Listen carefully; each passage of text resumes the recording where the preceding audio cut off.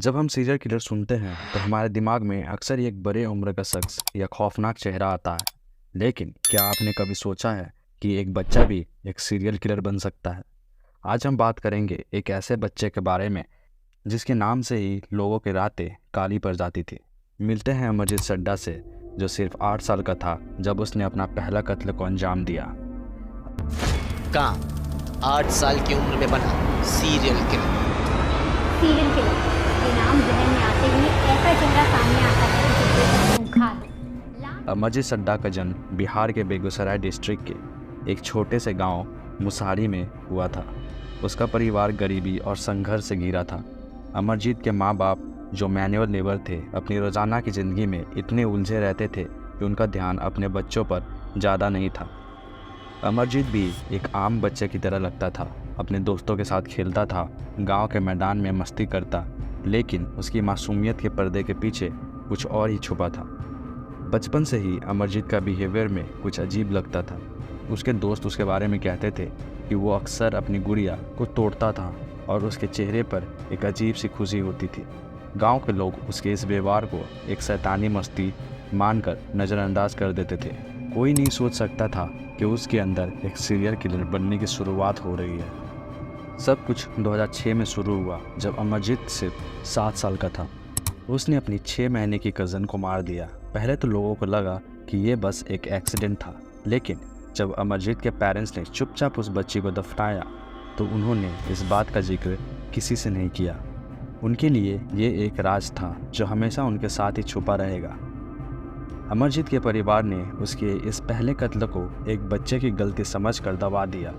उन्होंने सोचा कि ये बस एक अनजाने में हुई गलती थी जो आगे कभी दोहराई नहीं जाएगी, लेकिन उन्होंने ये नहीं जाना कि ये सिर्फ शुरुआत थी। 2007 में अमरजीत ने अपनी ही छोटी बहन, जो सिर्फ 8 महीने की थी, उसको अपना अगला शिकार बनाया। इस बार भी उसने बिना किसी पछतावे के अपनी माँ को इस कत्ल के बारे में बताया, लेकिन इस बार उसकी माँ ने इसको एक सीरियस मामला समझा और अपने पति को बताया। अमरजीत के फादर ने अपने बेटे के इस हर एक कदम को अपनी सोशल इज्जत और धर्मपत्नी के समझदारी के आगे छुपा दिया। उन्होंने एक बार फिर से ये सोचा कि ये सब बस एक दिन की बात थी जो कभी नहीं दोहराई जाएगी। अमरजीत के परिवार के लिए ये एक खौफनाक रियलिटी थी जिसे वो कभी कबूल नहीं करना चाहते थे, लेकिन अमरजीत के अंदर का वो डार्क शेडो अब और भी गहरे होते जा रहा था। 2007 के एक गर्म दिन में अमरजीत ने अपने गांव की एक और बच्ची, जो सिर्फ 6 महीने की थी, उसे अपना नया शिकार बनाया।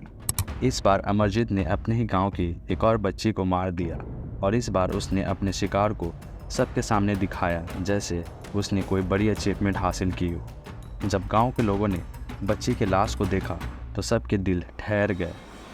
इस बार अमरजीत के पेरेंट्स ने सच्चाई से मुंह नहीं मोड़ सके। गांव के लोग उसके इस कत्ल से हिले हुए थे। पुलिस ने जब अमरजीत को अरेस्ट किया तो उसने बिना किसी इमोशंस के अपने क्राइम को एक्सेप्ट किया। उसके शब्दों में कोई पछतावा नहीं था, बस एक कोल्ड ब्लडेड कन्फेशन था। जब पुलिस ने अमरजीत से पूछा कि उसने ऐसे क्राइम क्यों किए, तो उसका जवाब ठंडा और कटनाचक था, मुझे मज़ा आता है। इस बात ने पुलिस और गांव के लोगों को हिला कर रख दिया। एक 8 साल का बच्चा जो अभी तक अपने खिलौने के साथ खेलना चाहिए था, इतनी हीनियस क्राइम में इन्वॉल्व हो गया था कि उसने अपने क्राइम को एक गेम समझ लिया था।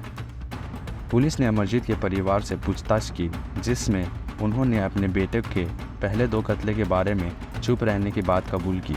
ये साफ था कि अमरजीत के पेरेंट्स भी अपने बेटे के इस डेंजरस बिहेवियर को समझने में नाकाम रहे थे, या शायद वो समझना ही नहीं चाहते थे। अमरजीत के केस ने पुलिस और कानून सिस्टम को भी चौंकने पर मजबूर कर दिया। एक 8 साल का बच्चा जो इतने हीनियस क्राइम में इन्वॉल्व था, उसके साथ क्या किया जाए?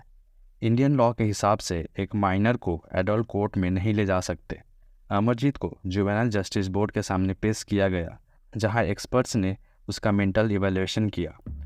एक्सपर्ट्स ने अमरजीत के केस को डीपली एनालाइज किया, जिसमें उन्होंने ये पाया कि अमरजीत कंडक्ट डिसऑर्डर से जूझ रहा था। इस डिसऑर्डर के कारण उसके अंदर वायलेंट और एंटी सोशल टेंडेंसी डेवलप हो गई थी। अमरजीत की इस मेंटल डिसऑर्डर का समझना मुश्किल था, क्योंकि इतनी छोटी उम्र में इतनी एक्सट्रीम बिहेवियर का केस रेयर होता है। लेकिन अमरजीत के केस ने जुवेनाइल जस्टिस सिस्टम के सामने एक नया चैलेंज पेश किया था। कोर्ट ने अमरजीत को एक जुवेनाइल होम में भेजने का फैसला किया, जहां उसका बिहेवियर और रिहैबिलिटेशन पर फोकस किया गया।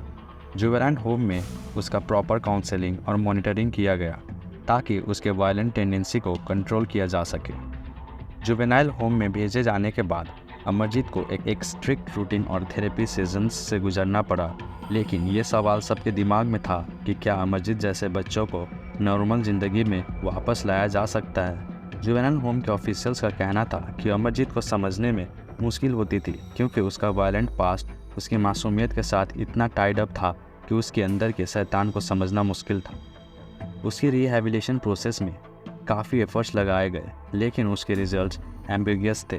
कुछ एक्सपर्ट्स का कहना था कि अमरजीत के बिहेवियर में इम्प्रूवमेंट दिख रही थी, लेकिन दूसरे एक्सपर्ट को ये डर था कि उसके अंदर के इमोशन और टेंडेंसीज कभी भी वापस आ सकते हैं। अमरजीत का केस जुवेनाइल जस्टिस सिस्टम के लिए एक कॉम्प्लेक्स सिचुएशन बन गया था। अमरजीत सड्डा का केस एक ऐसा केस है जो न सिर्फ दिमाग को झटका देता है बल्कि समाज को भी सोचने पर मजबूर करता है कि आखिर इतनी छोटी सी उम्र में ऐसा क्या हो जाता है जो एक बच्चा इस तरह से कत्ल करने लगता है। क्या ये एक मेंटल डिसऑर्डर था या फिर उसके अपब्रिंगिंग का नतीजा? यह सवाल आज भी लोगों के दिमाग में घूमता है। अमरजीत को जुवेनाइल होम में भेजा गया, लेकिन उसका ये राज हमेशा जिंदा रहेगा। अमरजीत का केस ने जुवेनाइल जस्टिस सिस्टम और समाज को यह मैसेज दिया कि हर बच्चे के बिहेवियर को ध्यान से समझना ज़रूरी है, क्योंकि हम नहीं जानते हैं कि किस मासूमियत के पीछे इतने गहरे अंधेरे छुपे हो सकते हैं। तो ये थी कहानी अमरजीत सड्डा की। अगर वीडियो पसंद आई हो तो वीडियो को लाइक कीजिए और चैनल को सब्सक्राइब कीजिए और इंतज़ार कीजिए एक और थ्रिलिंग एपिसोड का। तब तक के लिए सुरक्षित रहे, अपना ध्यान रखें। धन्यवाद।